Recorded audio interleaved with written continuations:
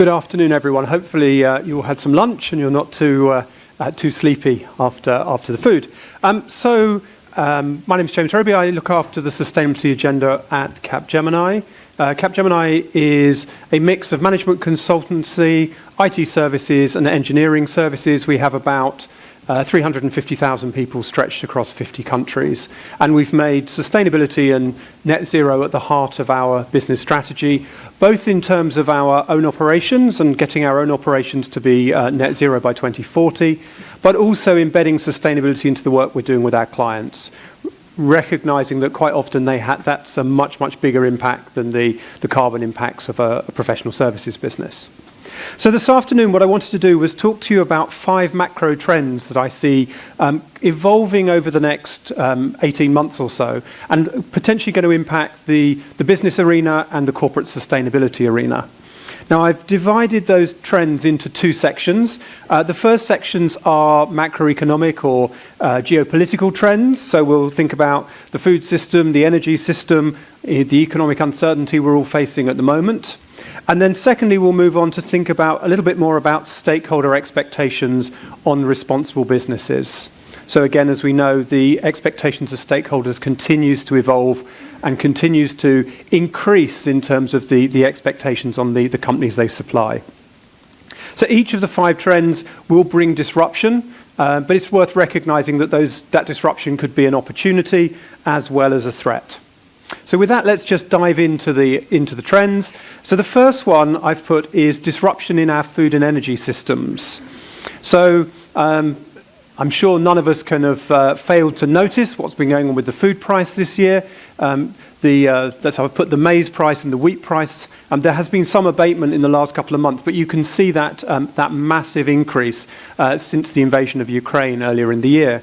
And what's interesting, of course, though, is that while there's been a very dramatic increase this year, that trend goes back much, much further. So if you look back over the last few years, we see that food prices have been gradually increasing. Now, one of the drivers for that is the amount of energy or the amount of fertilizer based on energy that we are putting into the food system. And the next chart taken from the world in data just gives you that sense of just how many calories we're getting through the global food system, which are dependent on synthetic fertilizers. In fact, by some calculations in some parts of the world, more calories in oil-based fertilizer is going onto the crop than comes out in the calories from the crop.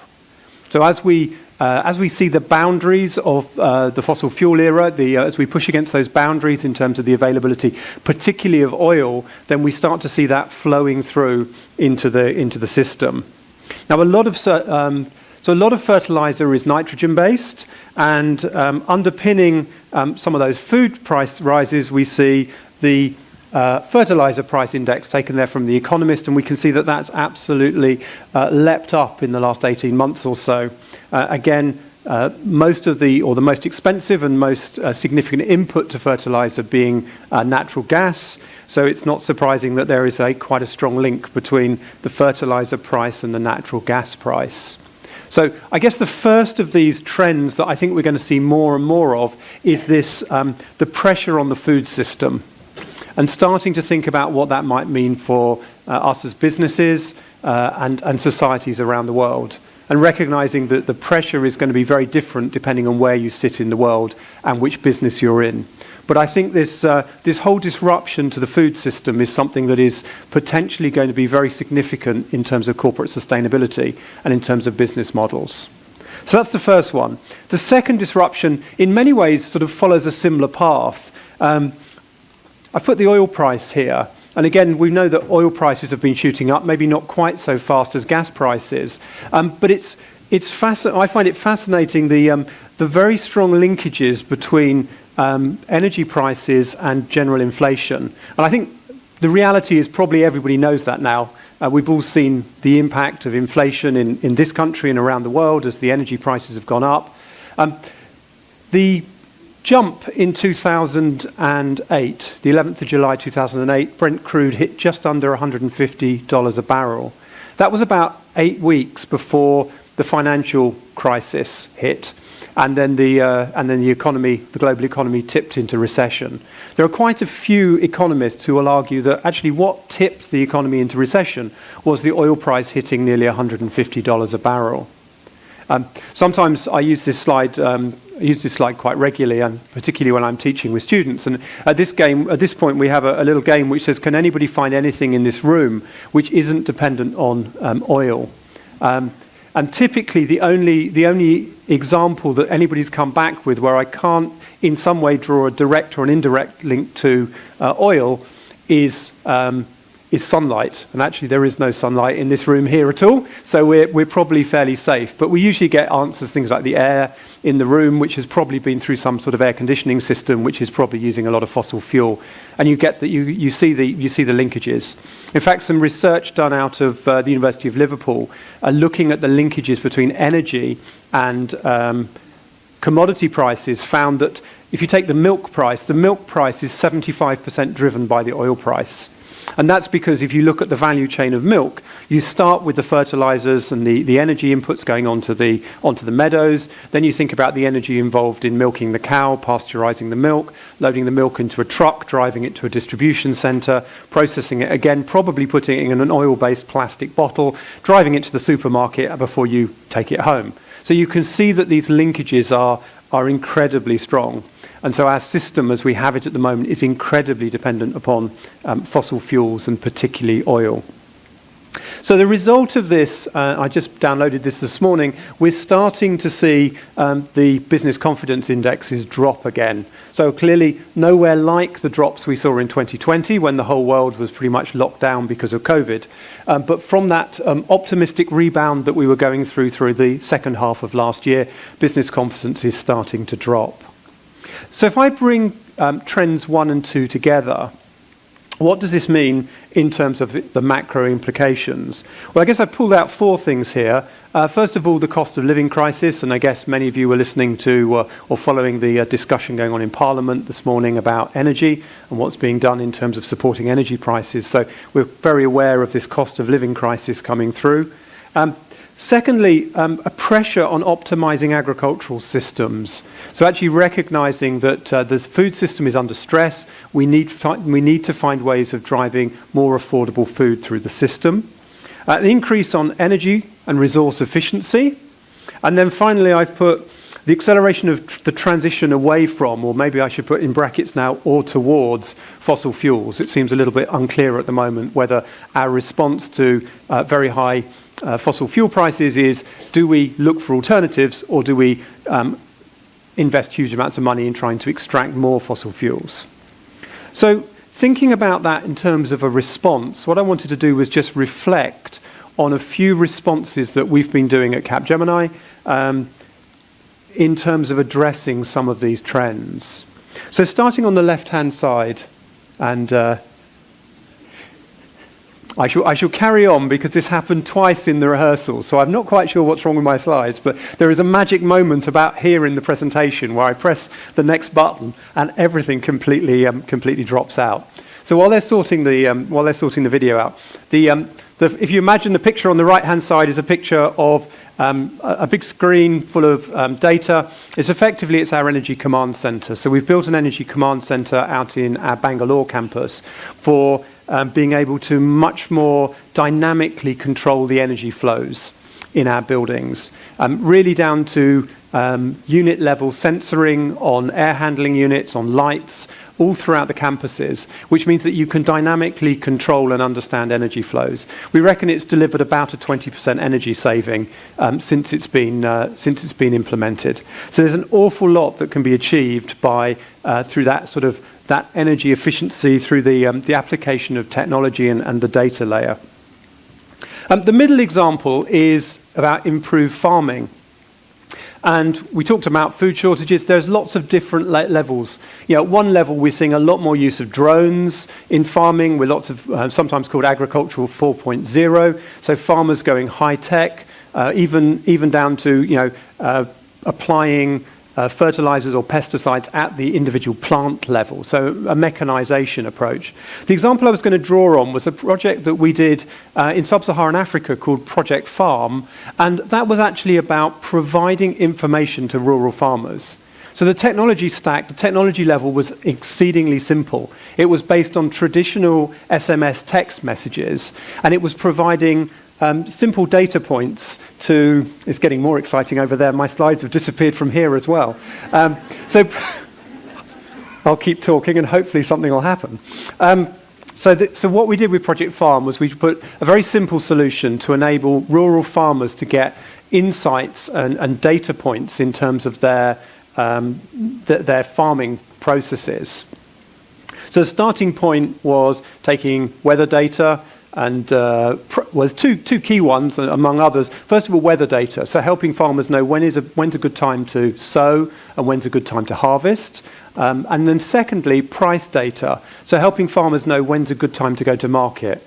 Often, your decision to go to market, you don't get the opportunity to go there again and again and again. It's a one-off decision, and if the prices just drop 25%, that can be quite disastrous for you. So that's just another application of technology to a challenge. And the third one I've put up here is about digital twinning. So increasingly what we're doing is we're able to create a digital model of a factory or a building. So you're effectively creating a digital carbon copy of that building so that you can really understand the energy flows through the system. What you can then do is you can then start to model how you might be able to change that environment. And actually, sometimes you can get quite dramatic energy savings and efficiency savings simply by potentially reorganizing reorganizing your factory floor. That was one example I read about where the machines in the factory floor had been implemented over a period of years with no particular logic in terms of the layout. It was simply that when a new machine came along, they found a corner to put it in. And then they looked at the hydraulic system that was powering those machines, and the hydraulic system was basically sort of weaved its way around the factory, and each machine taking power off the hydraulic system. What they realized was that by optimizing that hydraulics so that it was just a simple loop, they took out so much friction out of the system that they were able to take away about 70% of the pump power needed to run the system. So again, using digital models gives you a way of trying to predict what those savings are before you actually start stripping your factory out. So that's the first couple of trends. The third trend is, and this is particularly for the tech sector, but I think it goes beyond the tech sector as well. And this is about expectations about responsible and ethical technology. So clearly we know that technology has a lot of unintended consequences. I've put some data points there. If we were a country, our CO2 emissions would be bigger than Spain, Italy, France, and Portugal combined. And if we were a country, we'd also be the third largest consumer of energy. So the IT world has an enormous footprint, and also there's an increasing awareness that IT is not completely neutral. Again, if anybody's watched the film Coded Bias, you'll understand some of the challenges. So we're definitely seeing a greater interest in technology and the ethics of technology. The flip side of this is that we know technology has a huge opportunity to play a positive role in the world. So again, while the footprint of IT might be around 3% or 3 or 4% of global emissions, it's been calculated that applying technology to the broader system, we could potentially save about 10 times that. Other studies have suggested that technology can meaningfully contribute to all 17 of the Sustainable Development Goals, and also a significant proportion of the individual sub-targets below those goals. So that's trend 3. Again, the implications for business, the implications for sustainability. Well, trust is a key issue. I'm sure that's that's not going away anytime soon. Increased scrutiny of technology. And that's not just pure technology players. It's an increased scrutiny of where technology is being applied for all businesses. And then the flip side is, I still think there are going to be significant opportunities where people are applying technology to either environmental or social issues. So there's a flip side here in terms of there's going to be an ever-growing demand for technology. Trend number 4, going beyond climate change mitigation. So I guess if we think about the narrative of the last 10, 15 years in the world of carbon, I would suspect that 90% of that narrative, if not 95% of that narrative, has been about climate change mitigation, driving down carbon emissions. I think really since COP26, I'm starting to hear more and more people talking about going beyond mitigation. I've put 4 what nexts. So I've put climate change adaptation, circular economy, biodiversity, and pollution. I'm not going to dive into more detail. We could probably spend half an hour on each of those in terms of how those trends are unpacking. But certainly from my perspective as sort of leading a sustainability program, they're all things that we're having to start thinking about from a corporate perspective. You know, what's our corporate perspective on adaptation as well as mitigation? What are we doing to protect our business? We have quite significant numbers of people globally working and living in quite climate vulnerable places. So actually, how are we thinking about adapting to that? So that's the 4th challenge. I'm going to bring additional complexities for organizations. I think that's undoubted, and from a sustainability perspective, it's going to be an area we need to spend more and more time focusing on. Again, for some, there will be opportunities in here as we try to navigate this. The last one I've put here, more regulation seems likely. Whether it's reporting regulation, and we all know, I suspect many of you are involved with sustainability reporting in your teams. We already know the burden associated with that. Well, that seems to be increasing. Whether it's bringing in things like TCFD on top of the whole risk agenda on top of the financial. The carbon impacts of your organizations. So more complexity around legislation also seems likely. And then on to the 5th trend, social sustainability. I don't know why I keep looking at that. This no longer works, but so that's why I'm looking there as opposed to over there. So social sustainability, a new emerging expectation. So Capgemini, we do quite a lot of work in the public sector in the UK. We do quite a lot of work with government and what I call quasi-government businesses as well. And under the UK Social Value Act, we are now expected to determine that the social value that comes with government contracts. Now, curiously, the Social Value Act has 5 key chapters at the moment. So when you are asked to demonstrate the social value you're bringing, these are the 5 areas. Interestingly, fighting climate change is considered one of the social areas. So it does, even the environmental angle that crops up through the social value questions as well. As with most questionnaires, I think we're seeing an evolution. If I go back 10 or 12 years ago, I think we were in a similar phase in this country where we were getting environmental questions in large RFP processes. So clients would ask us fairly generic questions about our environmental strategy. As things have emerged, clearly those questions have got much more nuanced. People don't just want to know, have you got a strategy? Have you got a target? They want to know, how are you delivering on your target? What's your actual year-on-year performance? So I suspect we're at the beginning of this curve. If I look at it from a global perspective, the UK and the Netherlands are the 2 countries which are very much at the front of this wave. I'm expecting to see it spreading into different countries, and I'm also expecting to see it bleeding out into the private sector. So we're just starting to see the very beginning of trends where some of our private sector clients are starting to think about what's the social value that can be generated through the services that you're providing. So some interesting challenges around social value, and I think probably one that we should all be watching this space quite carefully. So bringing trends 3, 4, and 5 together, and just a couple of examples just to share how we might respond. So left-hand side, applying data and AI in artificial intelligence to protecting the environment. So this is an example. This is a case study we did. We're doing some work with the park management at the Mojave Desert National Park in the US, and they were having a whole range of challenges, but one particular challenge was off-roaders going off the allowable trails. So there are certain trails where it's absolutely fine to take your off-roader, but people were pushing the boundaries and just going all over the place.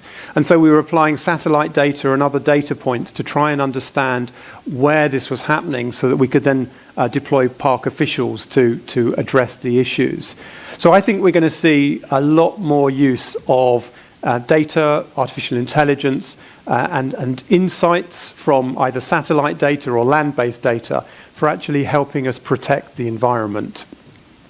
And then on the right-hand side, I think increasingly we're going to start seeing in this sort of more social sustainability space, people starting to think more holistically in terms of how they can take their community programs and how they can use their community programs to create social value and employment. So I've put an example here. At Capgemini, we were working with Code Your Future. Code Your Future works with refugees and teaches them to code in order to give them employment pathways. So we've been working with Code Your Future for 3 or 4 years now, supporting quite a number of refugees through that process.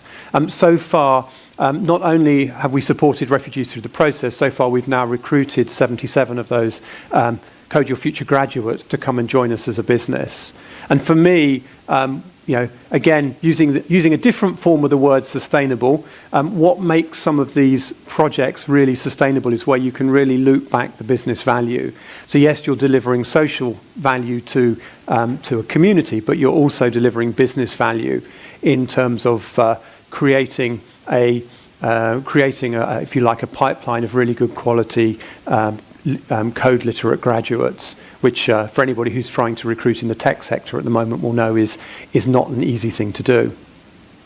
So driving it all together and putting a couple of conclusions, I suppose first of all, if you think about those trends, I think we're at quite a challenging period. I think the next 18 months are going to be challenging in lots of ways, economically, environmentally, geopolitically. I can't see any sectors that aren't going to be impacted by this.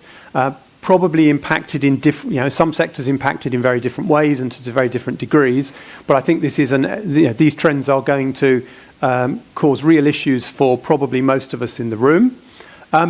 And I think recognizing that, there is no silver bullet, I think, we are ever increasingly relying on businesses in terms of trying to find solutions, trying to find contributions. So I think that the final point I would leave you with is, if we all collectively need to think creatively about these challenges and really think about, how can we address them? One of the I won't say values because it's not one of our formal 7 values, but one of the philosophies of Capgemini is very much around collaboration. I know it can be a bit of a cliche, but we've for many years have a deep view of collaboration, both with our clients and with partners and NGO partners. And I really do think there are some huge opportunities here, but we're not going to see the level of change unless we collaborate. Let me finish with one story to illustrate that from a completely different sector.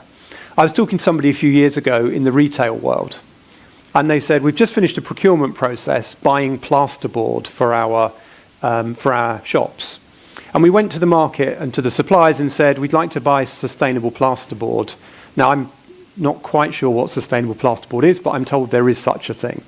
The problem was when they went to the suppliers, the price point on sustainable plasterboard was 40% higher than the price point on regular plasterboard. So the question they then asked, which I thought was a really smart question, was, okay, so if the price point is 40% higher, how much do I have to order to get the price point down to equality with regular plasterboard? So the suppliers made some calculations, and I believe they came back with a figure of about 2.5 times the volume that retailer needed. So the next step, I understand, was they then went out to other retailers to say, well, actually, can we collectively drive this market? Because we all want, we don't compete on the plasterboard that we're using in our stores, but we all want sustainable plasterboard. We all want a sustainable product. So how can we actually get together and change a market? So I think if we start to think about how we redefine the way we go to the market, redefine the way we buy things, redefine the way we deliver things, then I think there are enormous opportunities. So let me pause there, and if there are any questions, I'm happy to discuss.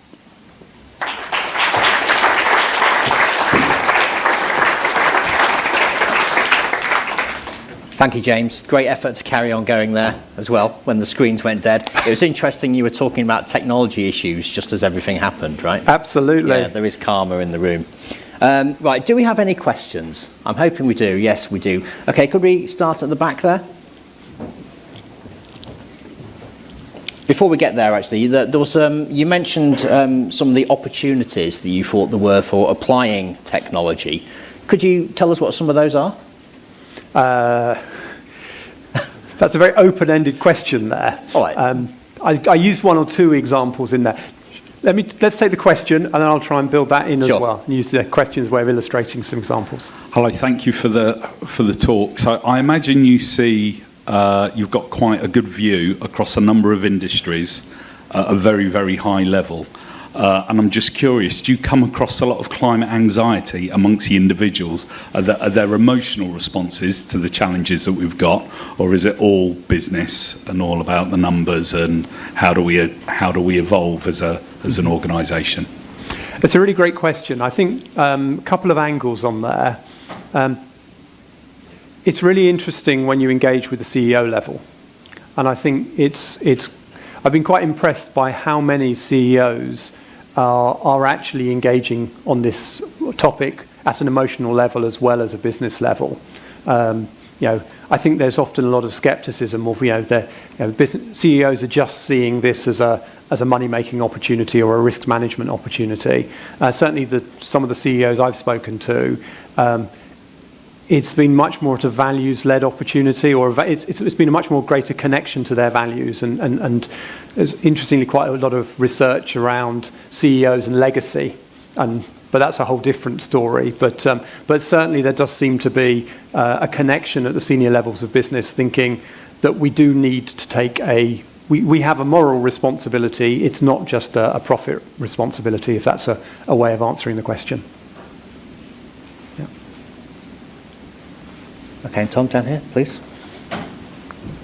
If you just state your name and where you're from, please, before you ask the question. Thank you very much for that talk. That was great. I'm Ali Sharp from a consultancy called Man Bites Dog. We create C-suite thought leadership for sustainable businesses. Just really interesting to see biodiversity listed there as what's next. Just wanting to understand from your perspective how businesses can help stem the loss of biodiversity. It's something I started out my career in early 25 years ago in conservation, working for the RSPB. So really keen to understand what role business can play in stemming the loss of biodiversity. It's really interesting. So if I start with our perspective, and I guess from a Capgemini perspective, we've got lots of people, we've got offices. Most of those offices are in tower blocks and therefore have no gardens. We have campuses in India where we do have a little bit more space. So from a Capgemini perspective, what we've done is we've tried to embed biodiversity when there's an opportunity, but recognizing that opportunity is not enormous. We have beehives in some of our campuses, for example. We're conscious of the flora and fauna that we're planting. We have part of our carbon strategy, we're investing in quite a lot of forestry around the world in terms of carbon sequestration. So there's, certainly as part of that, we're very conscious of biodiversity. We don't want to be in a situation where we're planting monoculture, for example. So we want to think about reforestation in a relevant local area way. I think, and you start to go into different organisations, then you get organisations which obviously have much, much higher biodiversity impacts. So, I mean, the agricultural sector are clearly front of mind. I haven't got lots of insights in terms of what's going on across all the sectors yet. It is still quite an early trend. But I do think that we're starting to see more. I mean, we've got the biodiversity COPs now running alongside the climate COPs. I don't think they are getting quite the level of media attention and column inch attention, but they are there and they are starting to build groundswell. So I suspect we will hopefully start to see a little bit more about biodiversity over the next few years. Okay, one final question that's come in via the virtual audience. So it's an amazing presentation, thank you. How do human rights fit into this conversation? Are they integral to the social value aspect of sustainability? I think the short answer is yes. I mean, again, we could probably have quite a long debate about how you define sustainability, and I suspect that if we asked everybody in the room, we'd probably get a slightly different definition from each of us. I know that's certainly one challenge, but for me, I tend to think of that sort of social sustainability as being quite widely encompassing. It's often linked to the expectations of stakeholders, so whether that's around human rights, around well, it could be around human rights, it could be around anything which, you know, potentially is about the actions of a responsible business, anything from the business's tax policy or the business's location policy. So yes, so certainly I think some of those social issues fit quite comfortably into what we would describe sustainability or responsible business, depending on what language we use. Okay, thank you all for your questions. Thank you. Really appreciate it. And thank you, James. Thank you, James.